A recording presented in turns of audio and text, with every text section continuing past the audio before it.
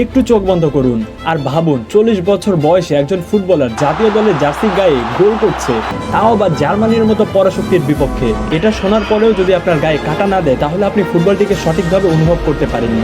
গত ম্যাচে যা ঘটেছে, অর্থাৎ জার্মানি এবং পর্তুগালের মাঝে যে ম্যাচটা ঘটেছে, এটা শুধু একটা ম্যাচ ছিল না, এটা ছিল একটা ইতিহাসের পুনর্জন্ম। 2000 সালের পরে, অর্থাৎ প্রায় 25 বছর পরে জার্মানিকে হারাতে সক্ষম হয়েছে পর্তুগাল। আর সেই ঐতিহাসিক জয়ের পেছনে আবার সে একই নাম, ক্রিশ্চিয়ানো রোনালদো।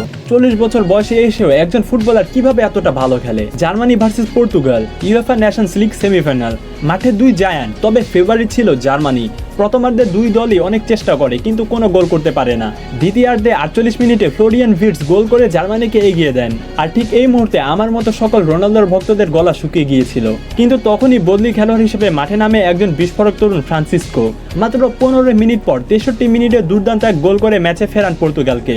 আর এরপরে কিছুক্ষণ পরে নুনো মেন্দেসের কাছ থেকে একটা পারফেক্ট পাস পায় ক্রিশ্চিয়ানো রোনালদো। আর 40 বছর বয়সে দাঁড়িয়েও সেই চিরচেনা ফিনিশিং গোল। ক্রিশ্চিয়ানো রোনালদো তার 137তম আন্তর্জাতিক গোল, বিশ্বের সর্বোচ্চ আন্তর্জাতিক গোলদাতা এবং পর্তুগালের ইতিহাসে সেরা গোল স্কোরার। 20 বছর ধরে যিনি দেশের হয়ে খেলে যাচ্ছেন, যাদের সঙ্গে শুরু করেছিলেন তারা সবাই অবসর নিয়েছেন, কিন্তু রোনালদো এখনো খেলে যাচ্ছেন, এখনো গোল করে যাচ্ছেন এবং ম্যাচ জেতাচ্ছেন। রোনালদোর আগেও পর্তুগাল ছিল, কিন্তু রোনালদোর আগে পর্তুগালকে কয়জনই বা চিনত? আর রোনালদোর আগে তো পর্তুগালের কোনো ট্রফিই ছিল না।